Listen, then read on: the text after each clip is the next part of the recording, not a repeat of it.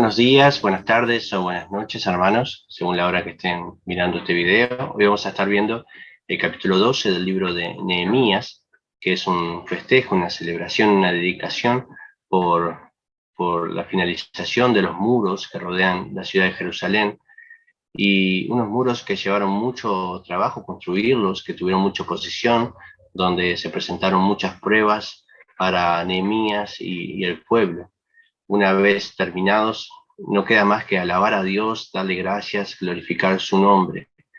En el capítulo 12 de Nehemías empieza reconociendo a los sacerdotes y levitas que comenzaron con la obra del templo, cuando el primer grupo que estaban en Babilonia viaja hacia Jerusalén con esta tarea, acompañados de Zorobabel, el gobernador descendiente de David, de la línea de Jesús, bueno, es de la descendencia de Zorobabel, de David, y de Jesúa, el sumo sacerdote, descendiente de Aarón, ¿no? Que esta era una de las condiciones para ser sumo sacerdote. El pasaje empieza diciendo: estos son los sacerdotes y levitas que subieron con Zorobabel, hijo de Salatiel, y con Jesúa, como mencionábamos recién. Estos son Seraías, Jeremías, Esdras. Jeremías y Esdras no son los personajes que conocemos, ni Jeremías es el profeta, ni Esdras es el escriba en este caso, ¿no? En el primer versículo de Nehemías 12. Después sigue mencionando a Amarías en el versículo 2, Maluc, Atús, a Secanías, a Reún, a Meremot, Ido, Gineto, Abías, Mijamín, Madías, Bilga, Semaías, Joyarib, Jedaías, Salú, Amoc, Isías y Jedaías. Estos eran los príncipes de los sacerdotes y sus hermanos en los días de Jesús. Bien, menciona a sacerdotes, príncipes quiere decir los principales de las familias, que viajan con Zorobabel hacia Jerusalén para la construcción del templo. Podemos destacar de esta lista, no se sabe mucho de los nombres que aquí aparecen, pero podemos destacar esta lista de Abías, porque Juan el Bautista era de esa descendencia de Abías, y a Joyarib, ya que está relacionado con los asmoneos, de la descendencia de los macabeos que dieron la independencia a los judíos. El versículo 8 sigue diciendo, bueno, se plantea ahora la lista de los levitas, y empieza la lista con Jesúa. Tenemos que tener cuidado que este Jesúa no es el sumo sacerdote, sino un levita. Dice Jesúa, Binui, Cadmiel, Servías, Judá y Matanías, que era el director principal de la alabanza, que con sus hermanos oficiaban los cantos de alabanza, y Bacbuquías y Uni, sus hermanos, cada cual en su ministerio. De esta lista podemos destacar a Jesúa nomás, que he mencionado en el libro de Esdras, que es un levita que ayudó a su par homónimo, es decir, el sumo sacerdote Jesús, en la construcción del templo. Luego, en el versículo 10, tenemos la lista de los sumos sacerdotes, y acá tenemos que tener cuidado porque estamos hablando de Jesúa, el levita, pero ahora vamos a mencionar a Jesúa, ahora sí el sumo sacerdote. Dice Jesúa engendró a Joiacín, y Joiacín engendró a Eliasib, y Eliasib engendró a Joiada, Joiada engendró a Jonatán, y Jonatán engendró a Jadúa. Así que estos son los sumos sacerdotes. De estos sumos sacerdotes podemos destacar a Eliasib, que construyó la puerta de las ovejas en el muro de Jerusalén, y salió con Tobías el amonita y con Sanbalat, que eran enemigos de Nehemías, en un viaje de Nehemías al imperio persa para encontrarse, tener una entrevista con Artajerjes. Pasó todo esto. Cuando Nehemías vuelve a Jerusalén, se encuentra con que Eliasib había hecho una alianza tanto con Tobías el amonita como con Sanbalat, enemigos de Nehemías, enemigos del pueblo que habían tratado de truncar la construcción del muro. Lo mismo pasó con el sumo sacerdote Joiada, que dio a su hijo para que se case con la hija de Sanbalat. Dice el versículo 12,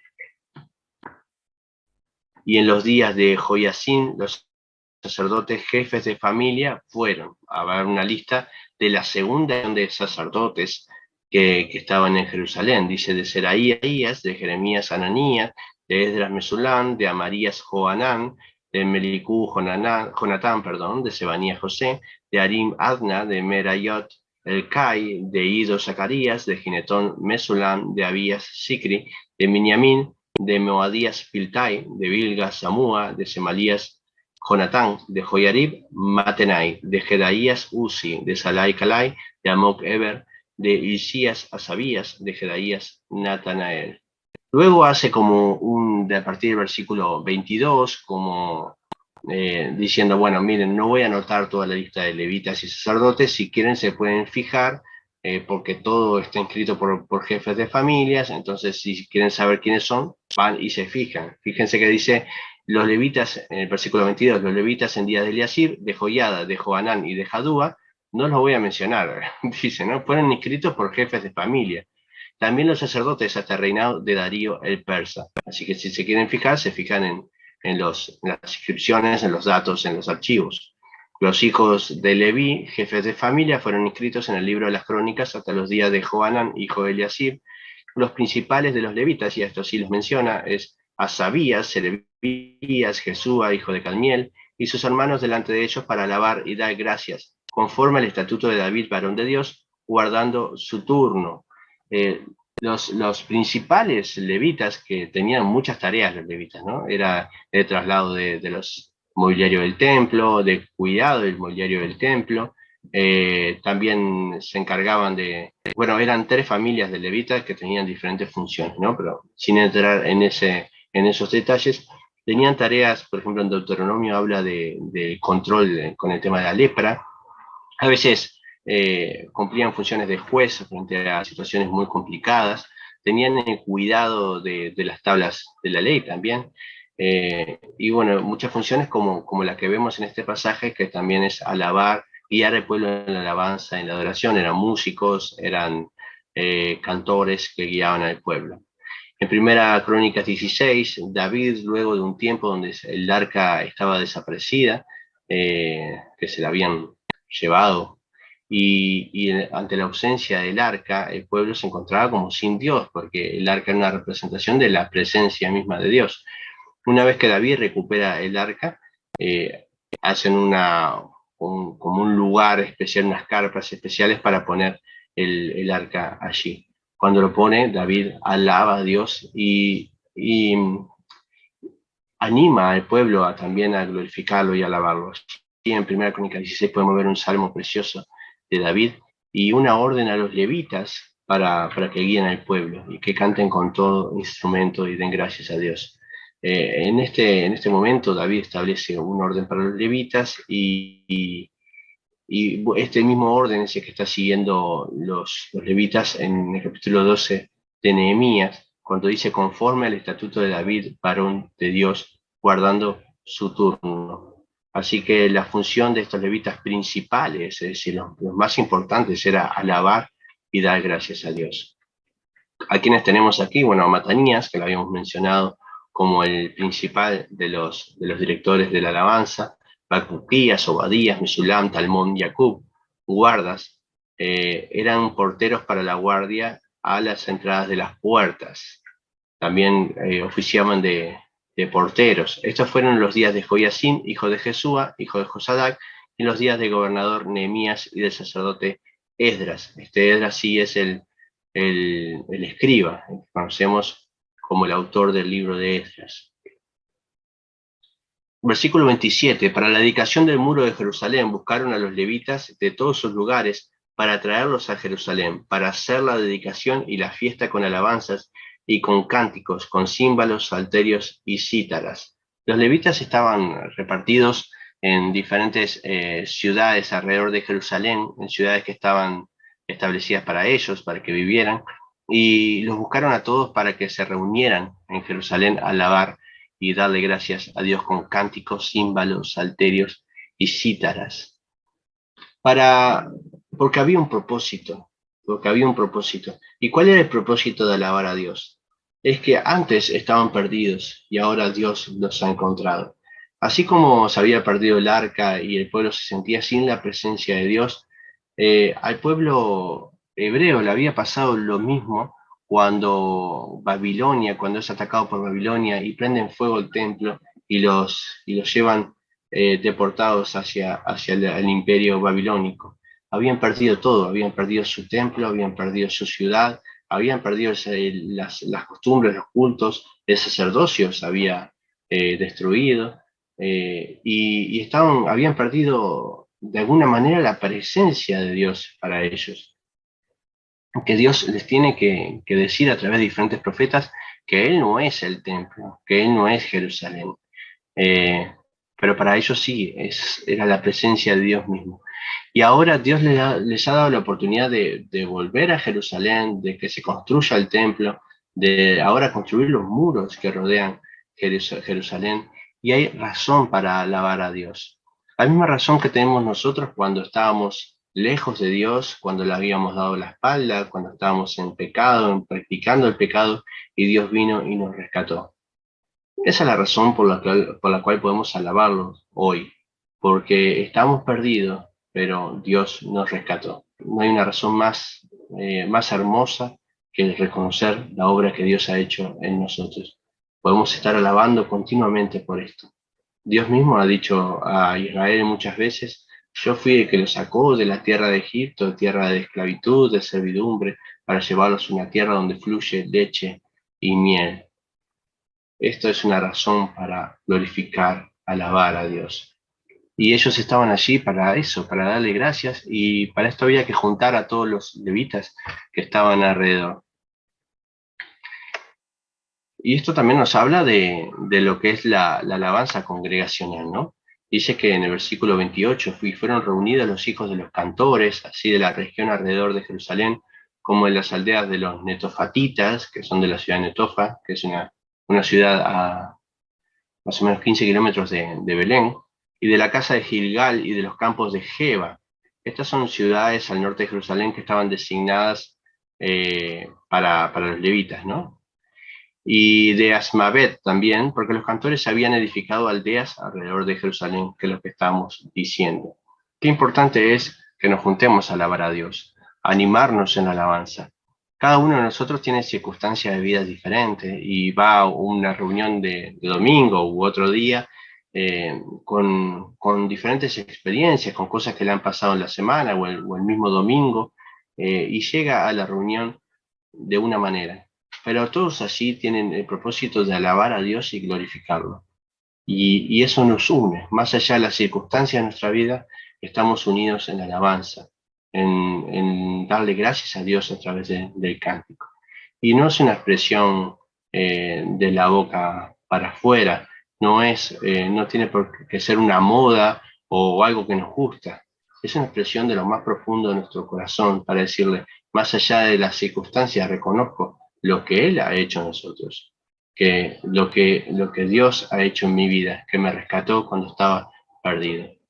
A veces pensamos que la predicación es lo más importante del culto, y claro que es importante, pero en la predicación nosotros recibimos, en la alabanza y la oración damos a Dios, glorificamos el nombre de Dios, le damos gracias y reconocemos lo que Él ha hecho. Que también en la prédica muchas veces también lo hacemos. Versículo 30 dice: y se purificaron los sacerdotes y los levitas, y purificaron al pueblo y las puertas y el muro. Qué importante es alabar a Dios con un corazón purificado, buscando la santidad. ¿Cómo podemos levantar nuestras manos en alabanza cuando están sucias, cuando hay inmundicia en nuestras manos? ¿Cómo podemos elevar nuestra voz en alabanza si luego salimos y decimos malas palabras, por ejemplo? ¿Cómo podemos decir que amamos a Dios y elevar nuestra gratitud cuando no somos agradecidos y odiamos al hermano que tenemos al lado? La alabanza, la adoración nos lleva también hacia la santidad, a revisar nuestra vida y ver si nuestro corazón está limpio. Un corazón que alaba verdaderamente de lo más profundo es un corazón que busca la santidad, que busca de Dios. Así que era importante que los sacerdotes y los levitas y el pueblo y las puertas y el muro estén purificados, porque todo iba a alabar a Dios. Tenemos que tener cuidado de no hacer de la alabanza una experiencia simplemente emocional, algo del momento, algo que nos deja en un trance y luego vivimos una vida como nosotros queremos. Es realmente sorprendente cómo muchas personas van, alaban a Dios, levantan sus manos, lloran, se tiran al piso, pero una vez que salen del templo, hacen su vida normal, fuman, maltratan a sus hijos o a su esposa, viven una vida desordenada, una vida lejos de Dios, porque viven la alabanza como un momento de emoción, como un momento de perderse y nada más. Simplemente a, no llega a sus vidas, no los desafía, no buscan la santidad en sus corazones. Cuidado que la alabanza no se transforme en una mera experiencia emocional. Dice el versículo 31, hice luego subir a los príncipes de Judá sobre el muro y puse dos coros grandes que fueron en procesión, el uno a la derecha sobre el muro hacia la puerta de Muladar. Bueno, el pasaje menciona muchas puertas que rodeaban el muro de Jerusalén, muchas puertas del muro de Jerusalén. Pero es curiosa esta, especialmente la puerta de Muladar, porque era una puerta que conducía hacia el Muladar, el Jena, que era donde se arrojaba la basura y se quemaba. Y a pesar de que la Biblia compara el Jena o el Muladar con el infierno, eh, también tenemos un pasaje, por ejemplo, en 1 Samuel 2:8, que dice, Él, es decir, Dios, levanta del polvo al pobre y del muladar exalta al menesteroso, para hacerle sentarse con príncipes y heredar un sitio de honor. También en este pasaje de Nehemías nos lleva a alabar con humildad. Dios nos levanta desde el muladar, nos levantó desde el muladar. Nosotros estábamos allí y necesitamos reconocerlo y alabar con humildad, sabiendo de que no somos nada sin ese Dios al cual alabamos, que dependemos absolutamente de Él, que necesitamos alabarlo porque realmente necesitamos de su presencia en nuestras vidas. Dice el versículo 32, e iba tras de ellos Osaías con la mitad de los príncipes de Judá, y Azarías, Esdras, Mesulán, Judá, Benjamín, Semaías y Jeremías, y de los hijos de los sacerdotes iban con trompetas, Zacarías, hijo de Jonatán, hijo de Semaías, hijo de Matanías, hijo de Micaías, hijo de Zacur, hijo de Asaf, sus hermanos Semaías, Azarael, Milalai, Gilalai, Maai, Natanael, Judá y Anani, con los instrumentos musicales de David, varón de Dios, y el escriba Esdras delante de ellos. Iba todo el pueblo y los escribas dirigiéndolos con todo instrumento, con sus voces alabando a Dios, porque tenían un propósito, porque se habían santificado y porque veían que no eran nada si Dios no estaba en sus vidas. Versículo 37 dice, y a la puerta de la fuente, enfrente de ellos, subieron por las gradas de la ciudad de David, por la subida del muro, desde la casa de David hasta las puertas de las aguas, al oriente. El segundo coro iba del lado opuesto, y yo en pos de él, con la mitad del pueblo sobre el muro, desde la torre de los hornos hasta el muro ancho, y desde la puerta de Efraín hasta la puerta vieja y a la puerta del pescado, y la torre de Ananeel, y la torre de Amea, hasta la puerta de las ovejas, y se detuvieron en la puerta de la cárcel. Llegaron luego los dos coros a la casa de Dios, y yo, y la mitad de los oficiales conmigo, y los sacerdotes, Eliasín, Maaseías, Miniamín, Micaías, Elioenai, Zacarías, Ananías, con trompetas, y Masaías, Maías, Eleazar, Uzi, Joanán, Malquías, Elam y Ezer, y los cantores cantaban en alta voz, e Isaías era el director. Era una gran fiesta, era una fiesta tan grande que se escuchaba de todas partes, y todo eso era para alabar a Dios. No se trata tampoco de hacer grandes recitales y poner sonido a todo lo que da para que se escuche. Esto no era una banda que tocaba, esto no era un concierto, esto era el pueblo alabando. Lo que se escuchaba eran las voces del pueblo, de todo el pueblo alabando a Dios. Pero no simplemente como una rutina o no era un show que presentaban, era el pueblo alabando a Dios desde lo más profundo de su corazón, con un gran agradecimiento, sabiendo de que ese Dios al cual alababan era todo lo que necesitaban, es todo lo que necesitamos también nosotros para seguir adelante, para vivir. una vida como la que queremos y que nos da las promesas y la esperanza hacia el futuro para una vida eterna. Dice entonces el versículo 43, y sacrificaron aquel día numerosas víctimas y se regocijaron, porque Dios los había recreado con grande contentamiento. Se alegraron también las mujeres y los niños, y el alborozo de Jerusalén fue oído desde lejos. Claro que alabar a Dios es un sacrificio, porque es abandonarnos a nosotros mismos, es ponernos nosotros en la ofrenda por completo, entregarnos por completo. Alabar a Dios no solamente es un hábito de un momento, y es decirle a Dios que somos de Él, que nos use, es decirle a Dios que dependemos de Él. Y es un sacrificio, pero es un sacrificio que debemos hacerlo con gozo. Como decíamos, hay muchos motivos por el cual estar gozosos. Él nos ha rescatado, Él nos ha llevado consigo, Él está con nosotros, Él camina con nosotros y nos ha dado vida eterna, el perdón de los pecados. Tenemos motivos para alabarlo con gozo, con alegría, desde lo más profundo de nuestro corazón. Además, la alabanza es un testimonio.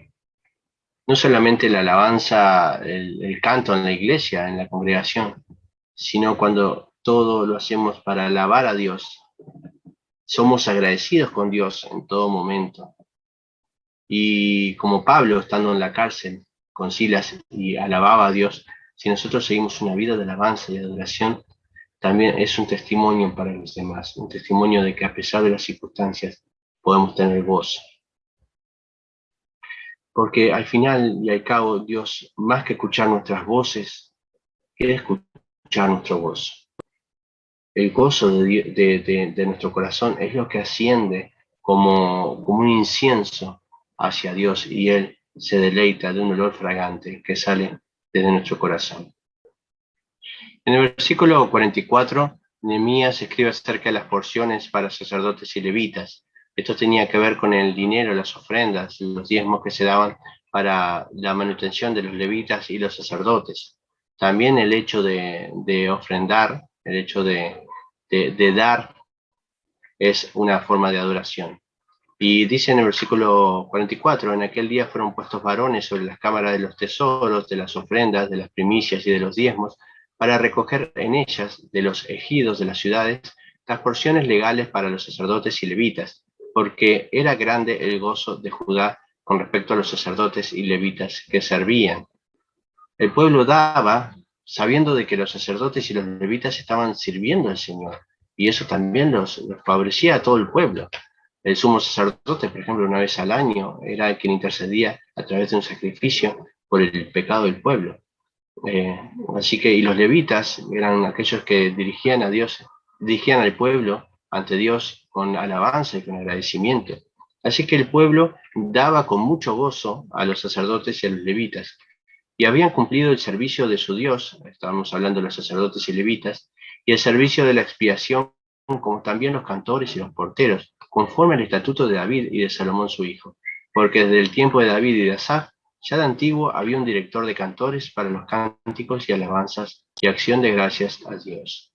Y todo Israel en días de Zorobabel y en Nehemías daba alimentos a los cantores y a los porteros. Cada cosa en su día consagraban a sí mismo sus porciones a los levitas y los levitas consagraban parte a los hijos de Aarón. También el dar, el ofrendar es una forma de adorar. Podemos ofrendar dinero, ofrendar nuestro tiempo, ofrendar nuestras habilidades, nuestro servicio. Todo lo que ofrendamos es una forma también de alabar a Dios.